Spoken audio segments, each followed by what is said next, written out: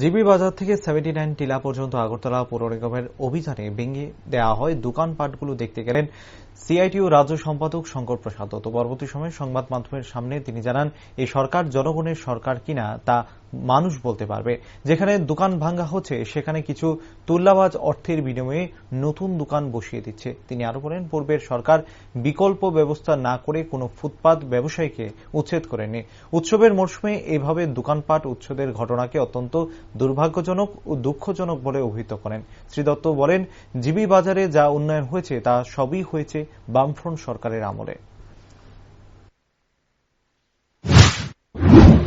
তো দুর্ভাগ্যজনক, দুঃখজনক। ত্রিপুরা রাজ্যে এর আগেও আমরা সরকার দেখেছি।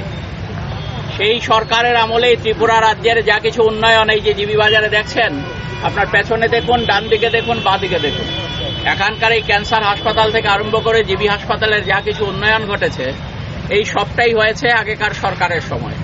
তখন এই এলাকায় দোকানপাট ছিল, একটা দোকানও ভাঙা হয়নি। আগরতলা শহরে অসংখ্য দোকান রাস্তাঘাটের পাশে বসেছে, কিন্তু সেই দোকান একটাও যারা দোকানি ছিলেন তাদেরকে বিকল্প ব্যবস্থা না করে একটা জায়গা তো ভাঙা হয়নি।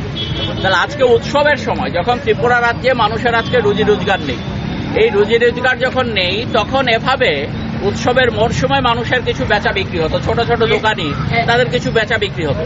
তাদের বিষয়টা মানবিক দৃষ্টি, মানুষ তো যারা ভেঙেছেন তারাও তো মানুষ, তো তাদের দৃষ্টিভঙ্গি যদি এটা হয় মানুষের ক্ষতি করা, বিশেষ করে গরিব নিম্নবিত্ত অংশের মানুষ, তাদের ক্ষতি করাটাই যদি লক্ষ্য হয়, তাহলে তো এটা তো সরকার বলা যায় না। তারা সরকার পরিচালনা করতেন। সরকার মানে কি?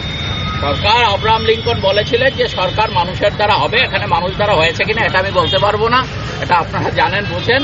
আর সরকার জনগণের জন্য কাজ করবে, জনগণের দ্বারা হবে।